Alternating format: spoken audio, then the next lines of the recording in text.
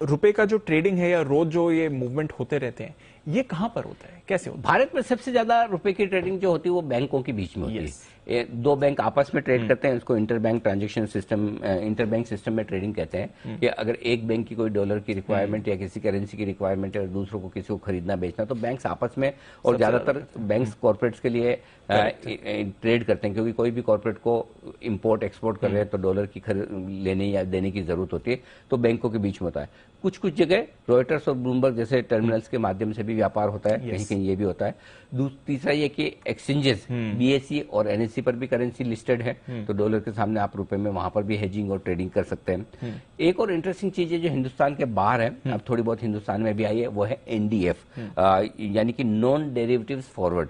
ये फॉरवर्ड सौदे होते हैं, आगे के दिन के डिलीवरी नहीं होती, खाली आप वो कैश सेटल होते हैं, वो सौदे होते हैं, उसमें आपको डॉलर लेने या देने नहीं पड़ते। जो अब गिफ्ट सिटी में भी शुरू हो गया, लेकिन आमतौर पर दुबई, सिंगापुर जैसे अंतर्राष्ट्रीय जगहों पर कुछ एक लिमिटेड जगह हैं जहां पर एनडीएफ मार्केट होता है, वो नेक्स्ट डे के लिए आपको काफी हद तक सिग्नल भी देता है कि हमारे यहाँ करेंसी कितनी मजबूत या कमजोर हो सकती है। और हमारा मार्केट, करेंसी मार्केट बंद होने के बावजूद एनडीएफ मार्केट में ट्रेड्स होते रहते हैं। तो ये कुछ एक जगह है जहां पर रुपए की ट्रेडिंग होती रहती है। ठीक है, अच्छा, ये जो करेंसी एक्सचेंज है, इसको लेकर हमारे नागरिकों के लिए क्या ये नियम है? देखिए, विदेशी करेंसी में दीप सिंपल सी बात यह है कि अगर मुझे पूरे साल भर में अगर मुझे करेंसी में खर्च करना है या मुझे डॉलर खरीदना है, 2.5 लाख डॉलर में आराम से खरीद सकता हूँ। और उसका खर्च कर सकता। खरीदने का मतलब ऐसा नहीं कि मैं इन्वेस्टमेंट के तौर पर लेकर रख लूं। अच्छा। कि अगर मुझे लगा रुपया कमजोर हो रहा है, डॉलर मजबूत हो रहा है, डॉलर बाय कर लेते हैं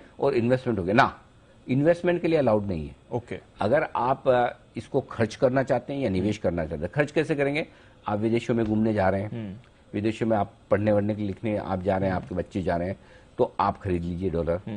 या फिर अगर आप कॉर्पोरेट हैं और आपको किसी इंपोर्ट की वजह से डॉलर की जरूरत है या कोई एक्विजिशन वगैरह कर रहे हैं, तो आप खरीद सकते हैं। तो आपको खर्चों के लिए आप डॉलर खरीद सकते हैं।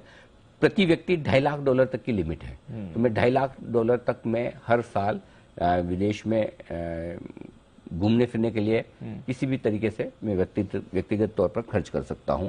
ये नियम है। ठीक है, एक सवाल है सर, क्योंकि जब हम भी जाते हैं बैंक में या ट्रैवल एजेंसी या कहीं से भी, जब हम अपना रुपए का कन्वर्ट करते हैं डॉलर या डॉलर को रुपए में कन्वर्ट करते हैं, तो चार्जेस बहुत सारे लगते हैं। ये क्या चार्जेस है सर? ये है दीप, इसका सॉल्यूशन तभी आएगा जब करेंसी मार्केट एकदम लिक्विड हो जाए और ऑनलाइन पूरी ट्रेडिंग उस तरह से की होती रहे, उस लेवल की हो जैसे इक्विटी मार्केट की होती है। राइट। बॉन्ड मार्केट में भी ये समस्या है, तो बॉन्ड मार्केट धीरे धीरे अब बेहतर हुए हैं, करेंसी मार्केट में भी है। तो एक तो ये कि बैंक चार्जेस लगाते हैं, इंटरबैंक चार्जेस, तो बैंक ही आपको कोट करता है और बैंक से आपको बड़ा वो मगजमारी करना पड़ता है, ये प्राइस दो, वो प्राइस दो। फिर उसके बाद बैंक है ना, जब प्राइस अच्छी दे देगा तो अपने चार्ज लगाएंगे, फिक्स चार्जेस लगाते हैं, कोई फ्लोटिंग चार्जेस लगाते हैं। तो लेन देन का जो आपका जो भी आधार है, जो भी आपका साइज है, उसके बेसिस पे अगर आप छोटा ट्रेड करोगे 1000-2000 डॉलर का, 5-10 हजार डॉलर का, तो बैंक आपको पूछेगा भी नहीं, जो मारना है वही मारेगा।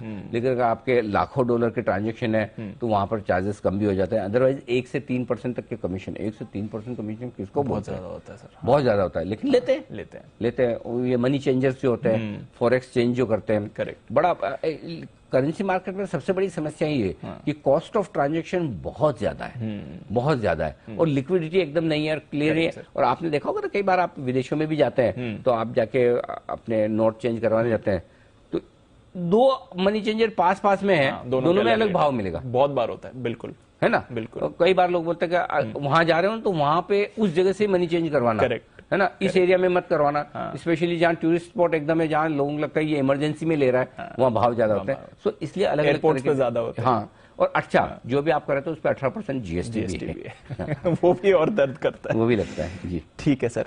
अच्छा,